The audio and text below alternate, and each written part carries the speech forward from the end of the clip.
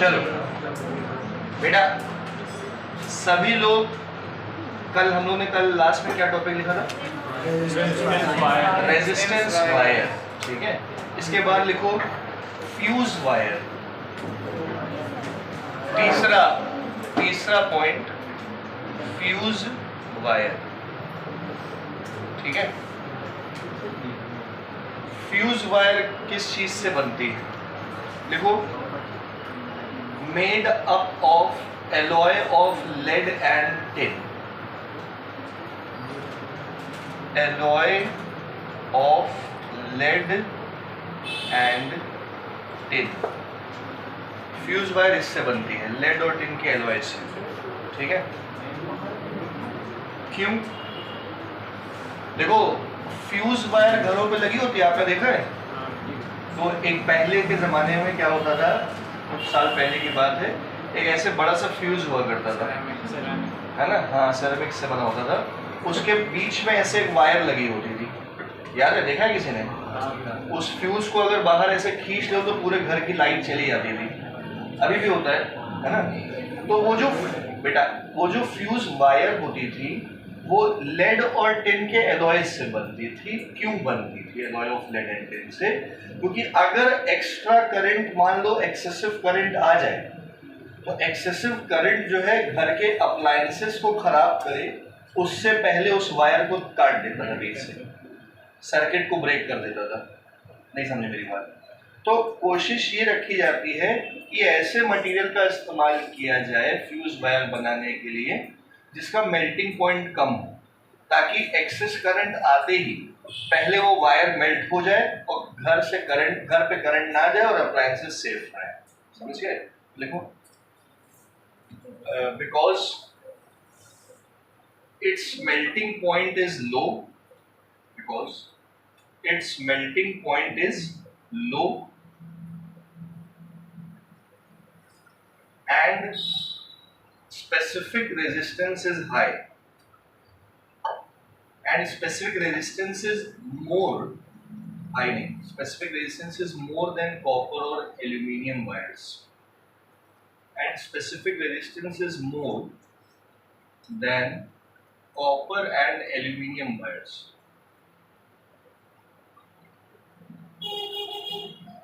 समझ गए? कॉपर और एल्यूमिनियम की तारों से इसका स्पेसिफिक रेजिस्टेंस ज्यादा होता है और मेल्टिंग पॉइंट कम होता है, इसलिए इनका इस्तेमाल किया जाता है। दूसरा अगला लिखो, चौथा पॉइंट जो कल नहीं आया था वो पहले कल वाले नोट्स लिखेगा, फिर ये वाले लिखेगा। ठीक है, सीरीज में करना। लिखिए filament of bulb. Filament of bulb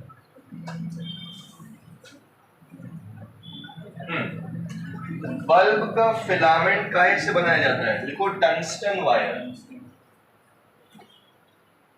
tungsten wire से बनाते हैं बल्ब का फिलामेंट।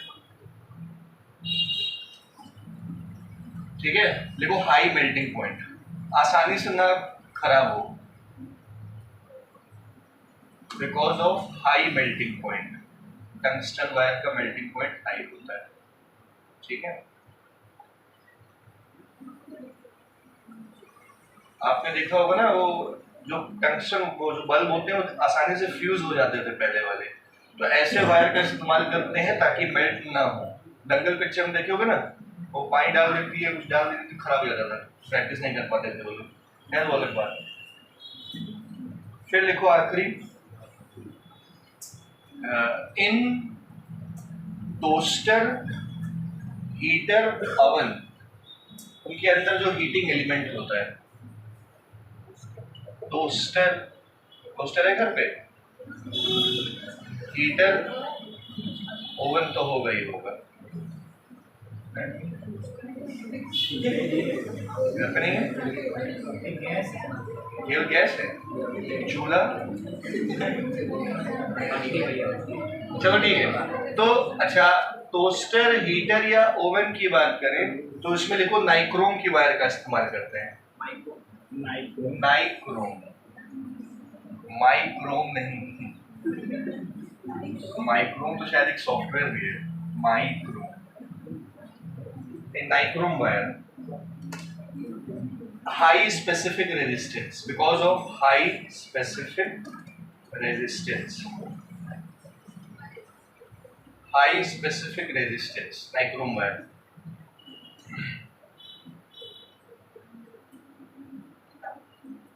आगे समझ में? ये पांचों क्लियर हो गए आप लोग? कितने लिखा है? 5 लिखा है ना? 5। पहला, घरों पे इस्तेमाल होने वाली कनेक्शन वायर्स कॉपर की होती थी। दूसरा हमने बताया रेजिस्टेंस वायर काहे की थी? कॉन्स्टेंटन और मैंगनीन की, क्योंकि टेम्परेचर नहीं चेंज, टेम्परेचर के चेंज से उनमें फर्क नहीं पड़ता।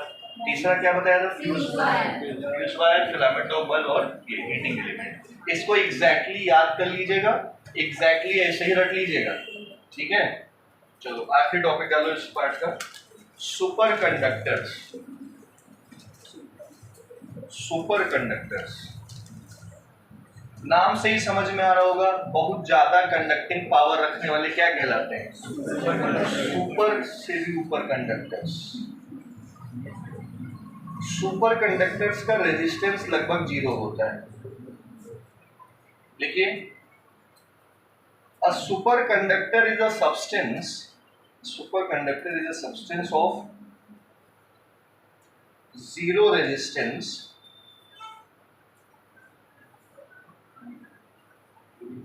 at very low temperature, at very low temperature। देखो आप लोग समझो बेटा, सुपर कंडक्टर बहुत ज्यादा कंडक्टेंस, इसका रेजिस्टेंस लगभग 0 होगा और कंडक्टेंस क्या होगा? इनफाइनाइट होगा। और रेजिस्टेंस आपको पता होगा, टेम्परेचर बढ़ने से रेजिस्टेंस बढ़ता है। कल मैंने बताया था, टेम्परेचर बढ़ने से रेजिस्टेंस बढ़ता है, ठीक है? इशू सुन रही है? तो इनका टेम्परेचर बहुत कम रखा जाता है ताकि रेजिस्टेंस की बढ़ने की संभावना ही ना हो, समझ गए? तो बहुत लो टेम्परेचर्स पे इनका रेजिस्टेंस 0 होता है। जैसे लिखो example, mercury below 4.2 kelvin, mercury below 4.2 kelvin मतलब बहुत ही ठंडा हो गया ना, बहुत ज्यादा, 4.2 केल्विन। Lead below 7.25 kelvin. बस ये 2 एग्जांपल याद कर लो। नायोबियम भी है इसका एग्जांपल, लिखा है। चलिए न्यूमेरिकल्स करें। पहला, बस बातें मत करो बेटा। in a conductor 6.25 into 10 की पावर 16, रुक जाओ,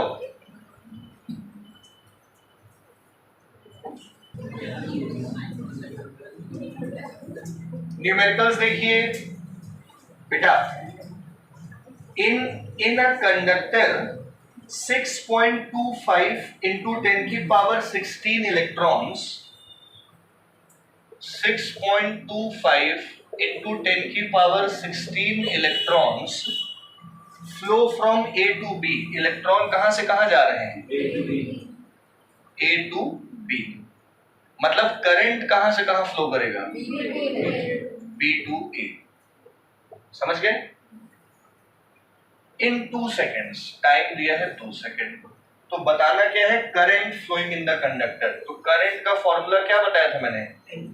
I is equal to Q by T, I is equal to Q by T। और Q का फॉर्मूला बताया था N into E by B।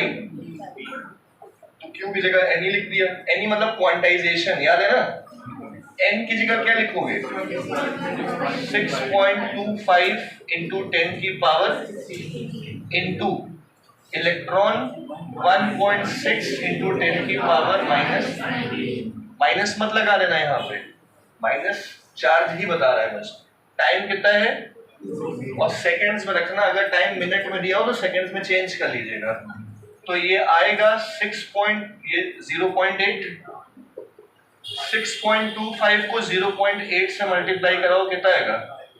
Into 10 की पावर 16 में 19 गया बचा, ये आ गया एम्पेयर करंट की यूनिट। 5 इंटू 10 की पावर -3 एम्पेयर को उन्होंने आंसर में 5 मिली एम्पेयर लिखा होगा। आया समझ में? करना है कर लो। तो इसका अगला वाला तुम लोग करो बेटा। सेकेंड वाला सब लोग देख लो। 2 हाँ, अ करंट ऑफ 3 कोई लड़की बात कर रही है।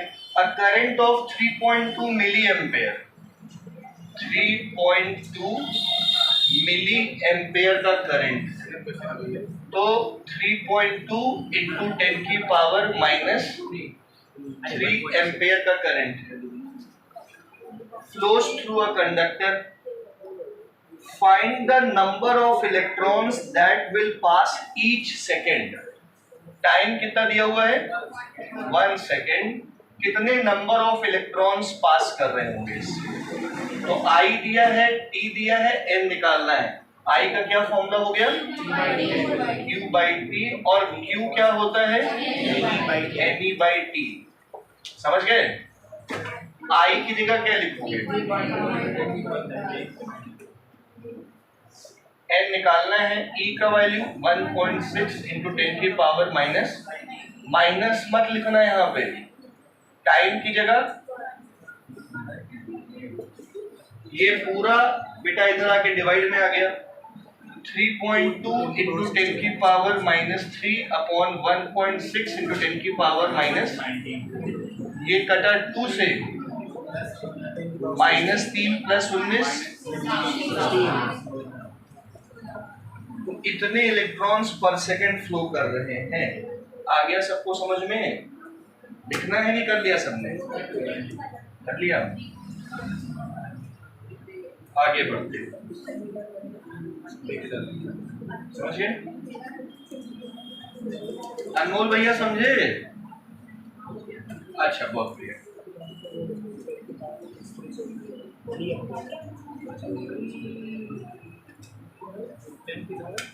चलो, इसके बाद आप लोग देखिए क्वेश्चन नंबर 5, 5वां। वो 3 और 4 और 5 और 6 सब एक ही जैसे हैं, तो हम 5वां बता रहे हैं। देखें, a car bulb connected to a 12 volt battery. Battery का पोटेंशियल डिफरेंस कितना दिया हुआ है? Draws a current of 2 ampere. Current दिया है 2 एम्पेयर। अब जब आप लोगों को बेटा V दे दे, I दे दे, तो नजरे बोर्ड पे रखो, ओम्स लॉ लगा सकते हो। V = 12 2 R, मयंक ने बोला 6 आएगा, तो हमने मान 6 आएगा। सही है, रेजिस्टेंस आ गया। अब इसका second part, will the resistance be more, same or less when the bulb is not glowing? देखो, अगर बल्ब ग्लो नहीं कर रहा है, सुन रहे हो, तो इलेक्ट्रॉन्स भी फ्लो नहीं कर रहे हैं, और इलेक्ट्रॉन्स फ्लो नहीं कर रहे हैं तो टकराव नहीं होगा, टकराव नहीं होगा तो रेजिस्टेंस कम हो जाएगा। नहीं समझ पाए? सीधी सी चीज है। 6th कर लोगे खुद से, 7th बता। हाँ, हम ये कह दीजिए लेस, उसके कंपैरिजन में लेस। कम और ज्यादा तो किसी के रिस्पेक्ट में होता है। मुकेश अंबानी की संपत्ति एलन मस्क से कम है ना? चलो भैया, क्वेश्चन नंबर 7 देखो, 7वां सवाल। In an experiment of verification of Ohm's law, V versus I का प्लॉट दिया है आपको। मतलब देखो, आप लोग को Y एक्सिस पे वोल्टेज बनाना है और X एक्सिस पे करंट बना दीजिएगा, और दोनों की यूनिट लिख दीजिएगा। ये वोल्ट में होगा और ये किस में होगा? एम्पेयर में होगा। सही है। वोल्टेज देखो लीनियर वैल्यूज है ना, 0.5, 1, 1.5, 2, 2.5, तो ये 0 ले लो, 0.5, 1.0, 1.5, 2.0, 2.5। इधर आ जाओ, 0.2, 0.4, 0.6, 0.8, 1.0, ये सब लीनियर वैल्यूज। आदर्श दिख रहा है बेटा? जब वोल्टेज 0.5 है तो करंट कितना है? तो ये पॉइंट प्लॉट कर दो। 1 पे कितना है? 1.5 पे समझ गए? ये देखिए, ये ये ये और ये ग्राफ। सही है। अब हमको ये बताइए, कल हमने आपको बताया था दीपक, VI ग्राफ का स्लोप क्या बताता है? रेजिस्टेंस बताता है। अगर IV ग्राफ होता तो 1 बाय रेजिस्टेंस कंडक्टेंस बताता। फिलहाल इसका स्लोप क्या बताएगा? रेजिस्टेंस बताएगा। बात समझ में आ गई? तो चलो जो बोल रहे हैं पहले वो करते हैं। ड्रॉ ग्राफ बन गया। Use this graph to find potential difference when current is 0.5। ये देखो बेटा, ये करंट 0.5 यहां होगा, ये 0.5 एम्पेयर हो गया। इस टाइम पे वोल्टेज कितना होगा? 1.25।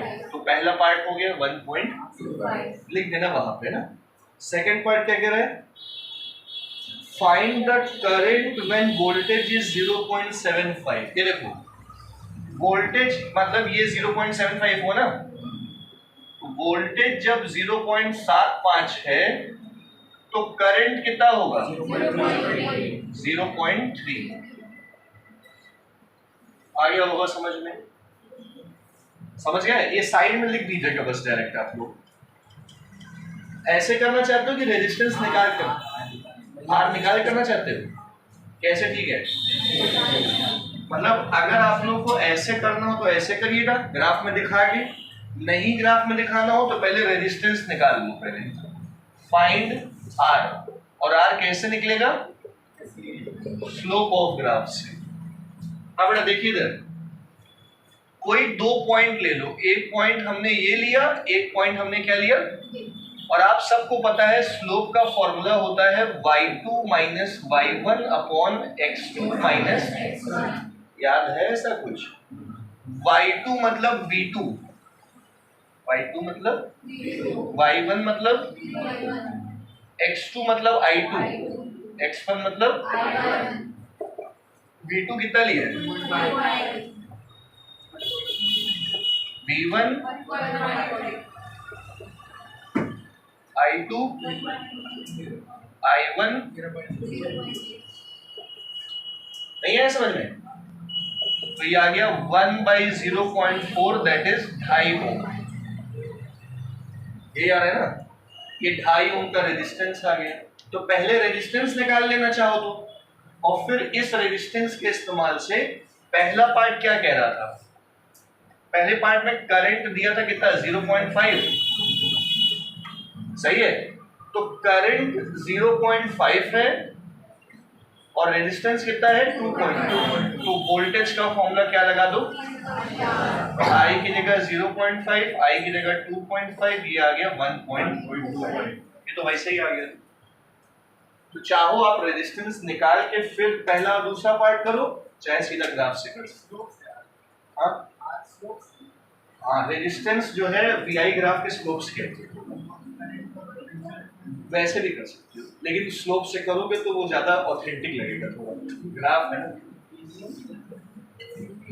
हाँ, आओ देखो बेटा, अगला सवाल देखो, 8वां, 8th, और बातें मत करो। To wires of same material, wires का अगर आदित्य बाबू मटेरियल है, क्या हो गया, ले आओ ले आओ।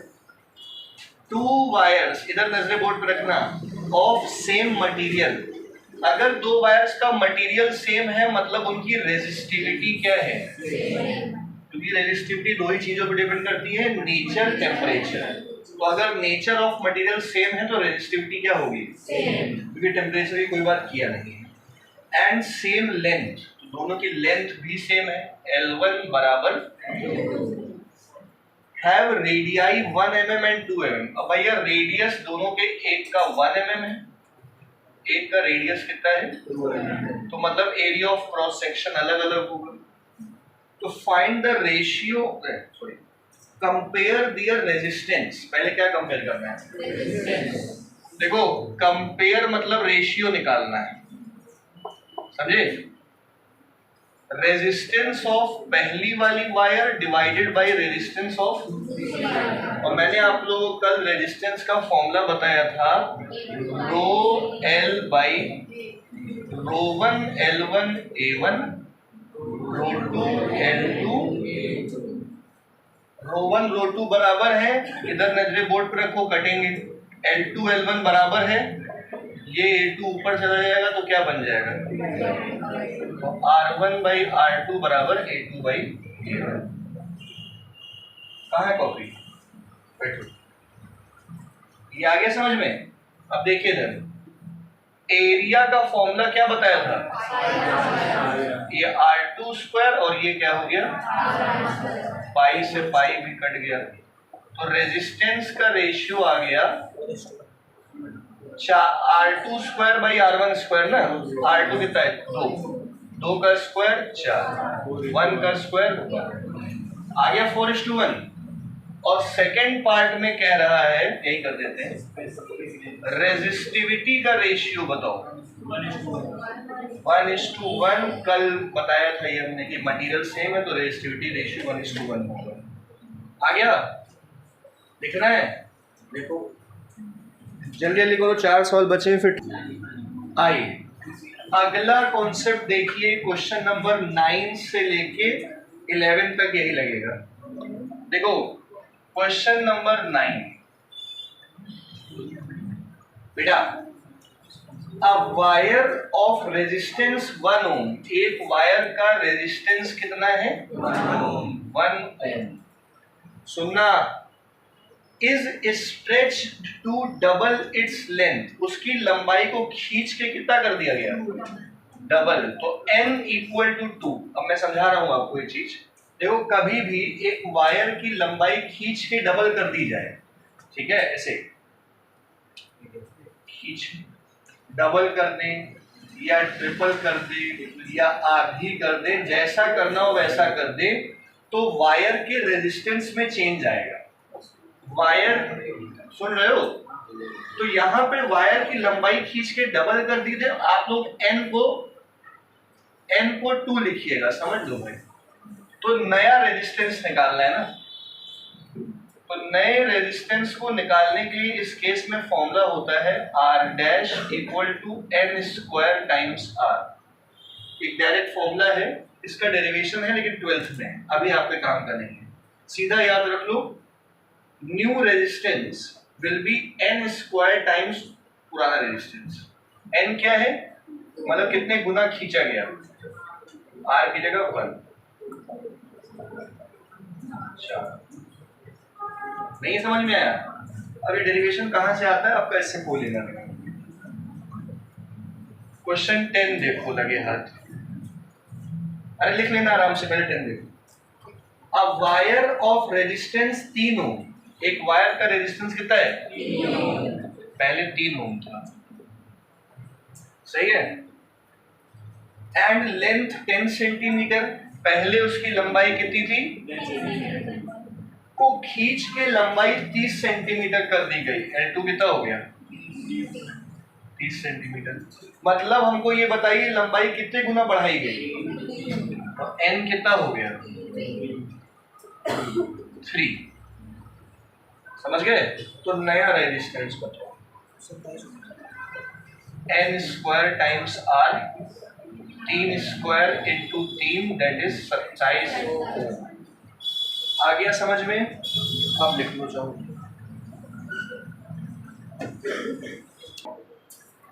बड़े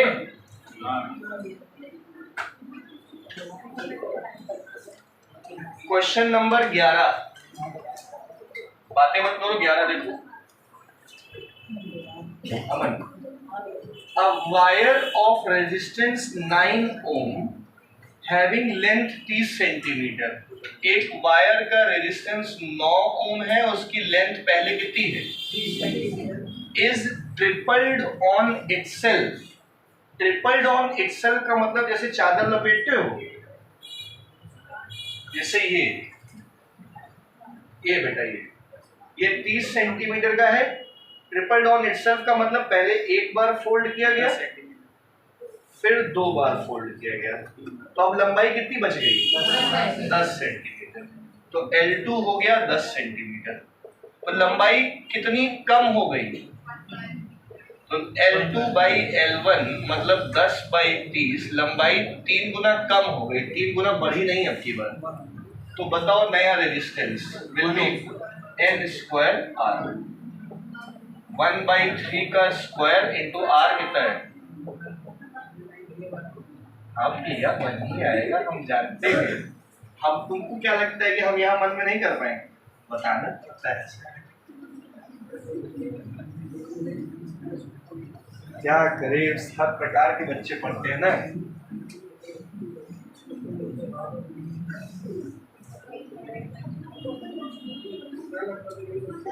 समझ गए कमल भैया? चलो अगला 12-13 खत्म करो।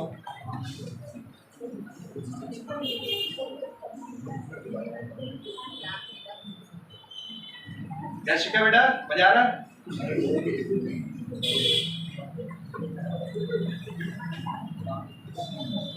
चलिए इधर देखिए, सवाल है 12।